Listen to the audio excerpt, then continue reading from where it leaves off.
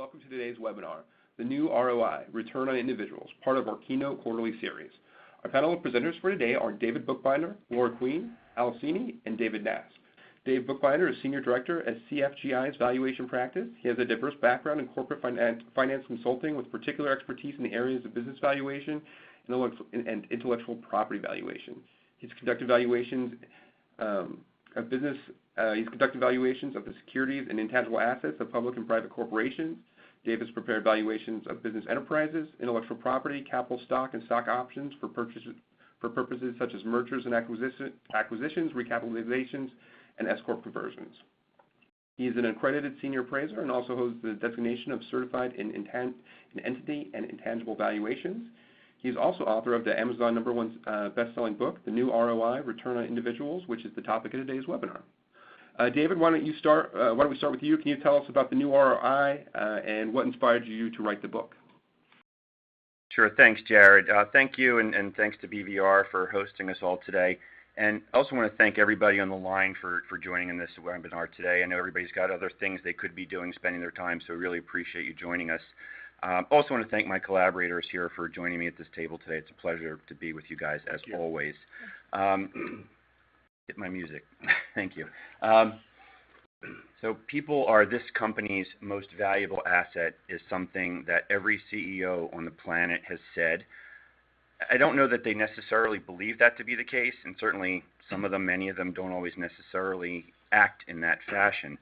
As a valuation professional, I've had the opportunity to value intangible assets, including human capital. I've always been a believer that people are a company's most valuable asset, but in the world of valuation, as many of you on the line understand, the intangible assets generally don't show that people are the most valuable.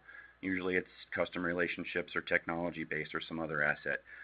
In fact, human capital isn't even on the balance sheet, so your most valuable asset allegedly doesn't even appear in a financial statement. But this isn't about a rant. I think many of you who are on the line today, being in the valuation profession as employees, we trade hours for dollars, right? Our value is oftentimes measured by how many billable hours we rack up. In fact, in some organizations, time not charged to a client is often to be considered unproductive time. But if you're doing something that improves a process, develops an employee, or builds a relationship with a client, it really is productive. And in fact, we might, as leaders, want to inspire more of that type of activity, discretionary effort, we call it sometimes. Back to the valuation component of it, as you folks may know on the line, in valuing human capital, the assembled workforce in particular, we use a cost-to-replace method. And I personally never thought that the cost-to-replace really told the whole story about an employee's contribution. It's predicated on the idea that everybody's essentially fungible, replaceable, and it really doesn't consider the discretionary effort or the rock star employees who are really looking to make a difference. So in February 2016, I published an article, and that's when things really just started to happen. The message around the new ROI started to resonate, and people started to show up in my life in a very good way. The article ultimately turned into a series.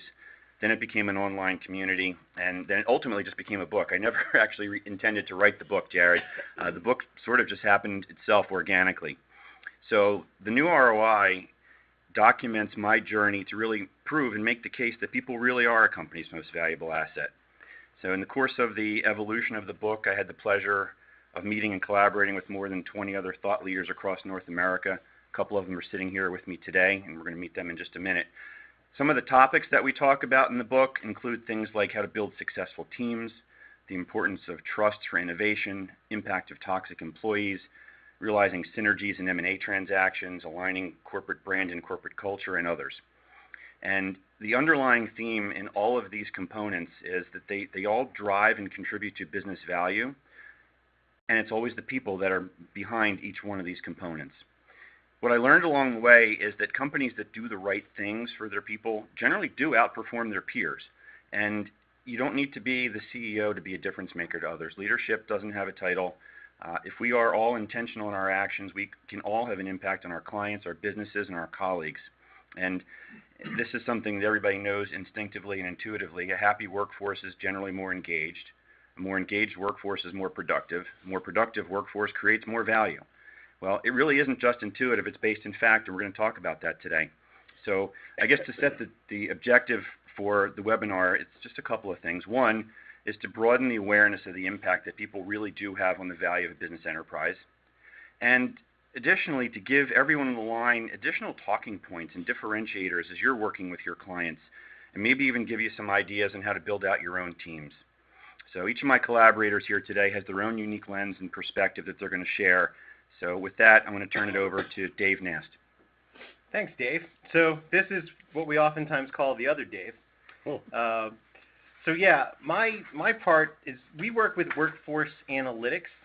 So we're going to put some science to some of the math that Dave deals in and some of the soft skills that a lot of other people in the HR space might look at. So, a lot of companies will start with a business strategy, and they're looking towards getting towards those results.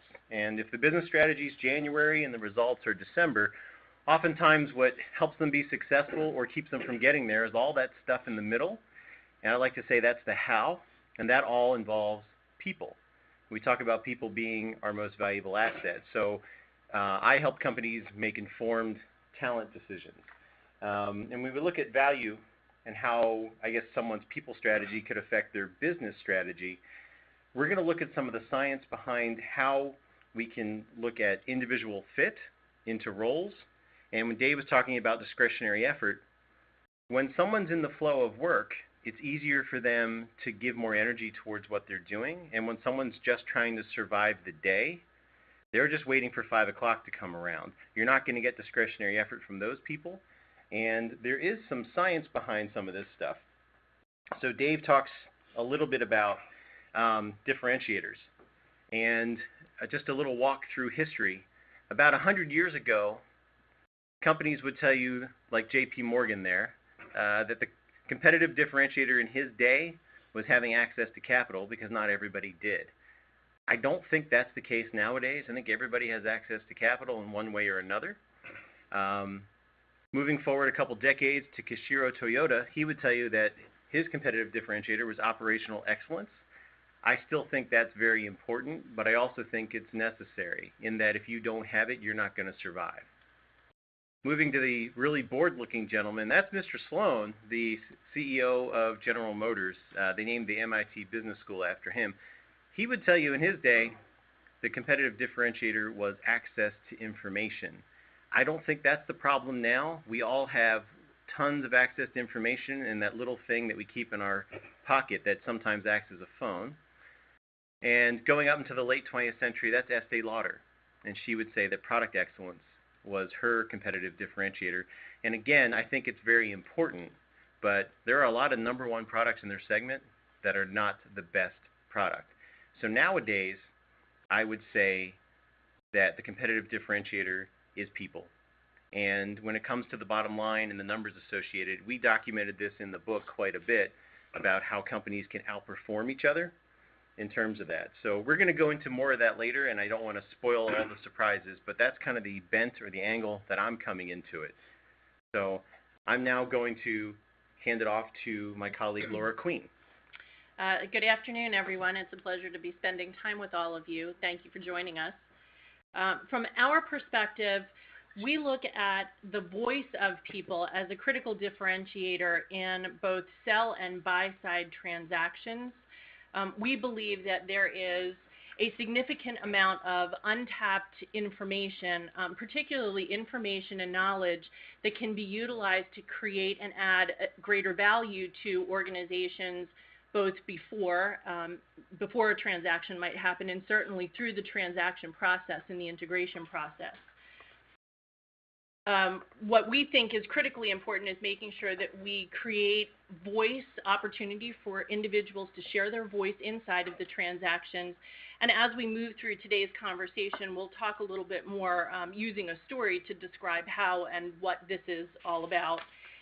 That will help us, I think, to understand better that there's an approach, primarily a strengths-based approach to understanding the value that is inherent in the knowledge and information that is being shared by individuals that can be utilized to create additional opportunity for value creation inside of an organization, and in so doing, enlist individuals in an emotional, in an affective way that helps to move through the change portion of processes in an organization. So we'll talk about that as time goes on. Al Cini. Hi, everybody. My name is Al Cini, and I'm here too. I'm also here with a partner of mine who's helped me develop what we've done. His name is Mark Iorio, and he's at the end of the table as well. Our end of this is actually related to a question that's popped up from the audience. I'm looking at Ben Morgan's question, which I'll read out. I'm not sure what you can see, but Ben is curious how we might ask management to comment on what differentiates their people versus other comparable companies. And he makes a really good point. Won't most management teams claim to have a high-quality workforce? The answer is yes. The question is, how do you measure that? How do you know whether they've got an engaged workforce? And our role in this process has been to develop something we call a brand and culture alignment toolkit. That'll take 2 minutes to explain. Your brand is how you look when you're doing your work.